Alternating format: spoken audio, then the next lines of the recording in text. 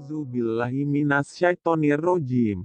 Bismillahirrohmanirrohim. Segala puji bagi Allah Tuhan semesta alam, yang maha pemurah lagi maha penyayang, yang menguasai hari pembalasan. Setelah Allah memaparkan tentang kekuasaan Allah, yaitu semua urusan akan dikembalikan pada Allah dan hanya Allah lah yang berkuasa, maka selanjutnya, Allah memerintahkan pada segenap manusia agar istiqomah dengan ketaatan padanya, berupa ibadah dan berdoa hanya kepadanya, yakni, Iyyaka na'budu wa iyyaka nasta'in. Hanya Engkaulah yang kami sembah dan hanya kepada Engkaulah kami mohon pertolongan. Agama secara keseluruhan berpangkal dari kedua makna ini, sebagaimana yang dikatakan oleh sebagian ulama salaf, bahwa surah Al-Fatihah merupakan rahasia Al-Quran, sedangkan rahasia surah Al-Fatihah terletak pada kedua kalimat ini. Perlu kiranya difahami, bahwa ibadah itu tergolong menjadi dua macam. 1. Ibadah mahdoh, atau ibadah ritual. Dalam ibadah ini disyariatkan adanya niat yang ikhlas dan kaifiat yang telah dicontohkan oleh Nabi. Maka tidak boleh bagi hamba untuk mengurangi atau menambah suatu ibadah tanpa dasar perintah. Seperti tidak bolehnya bagi hamba merubah kaifiat ibadah mahdoh dengan apa yang telah dicontohkan Rasulullah Shallallahu Alaihi Wasallam. Karena itu, tidaklah sah salat seseorang yang tidak mengucapkan surah ini, sedangkan dia mampu membacanya.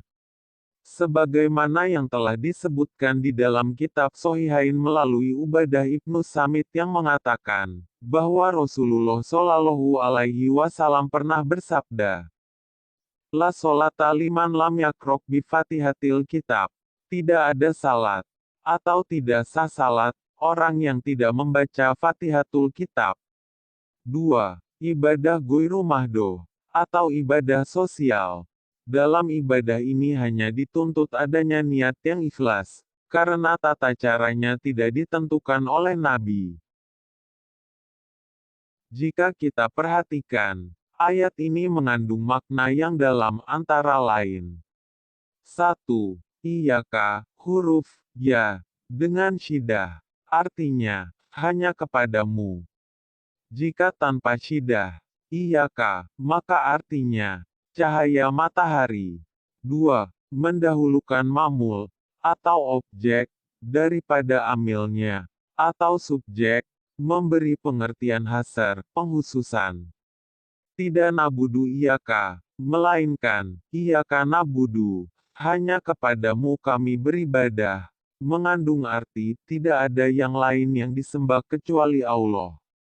Jika, nabudu iyaka kami beribadah kepadamu, mengandung arti, beribadahnya bukan hanya kepada Allah, melainkan kepada yang lain pula, atau selain Allah, dia beribadah. 3. Pengulangan lafaz iyaka, memberi arti pentingnya antara beribadah dan doa. 4. Penggunaan nabudu, dalam bentuk jamak, bukan abudu, memberi arti atau kesan untuk menanamkan rasa kebersamaan dan kepedulian sosial serta mendidik kita agar berjamaah dalam beribadah kepada Allah. 5. Peralihan domir goib ke domir mukhotob. Hal ini menuntut agar mengundang kehadiran Allah ketika melaksanakan ibadah. 6.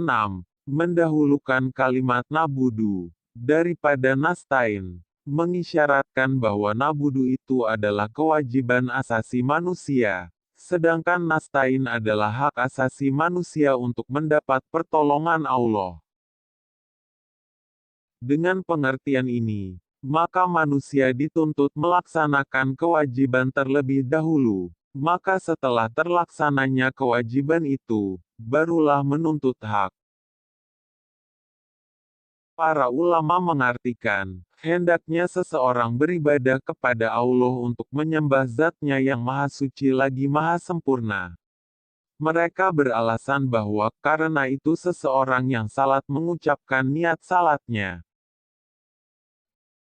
Inna sholati wa nusuki wa mahyaya wa mamati lillahi robbil alamin. Sesungguhnya solatku, ibadahku, hidupku dan matiku karena Allah Tuhan semesta alam. Seandainya salat diniatkan untuk mendapat pahala dan menolak siksaan, maka batallah salatnya. Akan tetapi, pendapat mereka itu dibantah pula oleh ulama lain yang mengatakan bahwa keadaan ibadah yang dilakukan karena Allah Subhanahu wa Ta'ala bukan berarti pelakunya tidak boleh meminta pahala atau mohon terhindar dari azab melalui salatnya itu. Di dalam kitab Sahih Muslim disebutkan, melalui hadis Al-Ala Ibnu Abdurrahman Maula Al-Hirqoh, dari ayahnya, dari Abu Hurairah radhiyallahu anhu yang mengatakan bahwa Rasulullah shallallahu alaihi wasallam pernah bersabda, Yaqulullahu ta'ala qasamtu sholata baini wa baina abdi nisfain, fanishfu hali, wa nishfu hali abdi, wali abdi masa'al. Iza kolal abdu alhamdulillahi robbil alamin. Kolalahu. Hamidani abdi. Wa iza kola ar-Rahmanir Rahim kolalahu. Atsna alayya abdi. Fa iza kola maliki yaumiddin. Kolalahu majadani abdi. Wa iza kola iyyaka na'budu wa iyyaka nasta'in. Kola. Haza baini wa baina abdi. Wali abdi masa'al. Faiza kola ihdina sirotol mustaqim, sirotol lazina an'amta alaihim goiril makdubi alaihim waladdolin, kola, hazali abdi wali abdi masa'al. Allah Subhanahu wa Ta'ala berfirman, Aku bagikan salat buat diriku dan hambaku menjadi dua bagian, satu bagian untukku dan sebagian yang lain untuk hambaku, dan bagi hambaku apa yang ia minta. Apabila seorang hamba mengatakan, Alhamdulillahirobbil alamin, maka Allah berfirman, hambaku telah memujiku.